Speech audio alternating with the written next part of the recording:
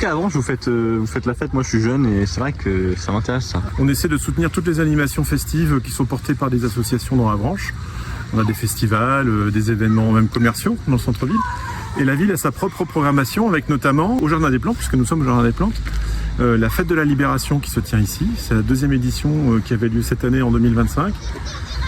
Avec une invitation à faire la fête, à danser, à manger, à écouter la musique. Puis également, autre événement très important qui existe depuis maintenant presque 10 ans, c'est le 14 juillet avec un pique-nique républicain. Là encore des concerts et puis le fameux feu d'artifice qui est tiré depuis le Jardin des Plantes. Donc comme tu le disais, on est au Jardin des Plantes. Est-ce que tu peux m'en parler un petit peu plus du Jardin des Plantes ? Alors le Jardin des Plantes, en fait, c'est un jardin qui existe depuis plus de 200 ans. À l'origine, c'est le terrain agricole d'une abbaye. Et à la Révolution française, ça devient un jardin botanique. Et on va collectionner dans le jardin des espèces rares d'arbres, de plantes qui viennent d'un peu partout dans le monde.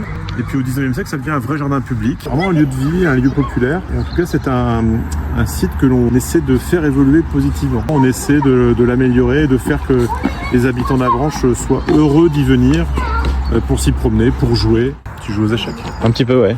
Donc tu as remarqué qu'ici, il y avait des échiquiers. Ouais.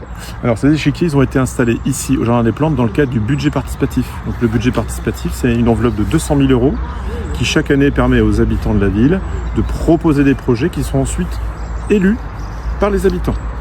Donc un peu partout, on a vu fleurir certains de ces projets. Il y a eu le skatepark, il y a eu le parcours pédagogique de l'école Parisis pour l'apprentissage du vélo. Et puis, autre exemple intéressant, ces échiquiers de plein air qui permettent aux ours d'échecs de venir assouvir leur passion dans un cadre absolument superbe.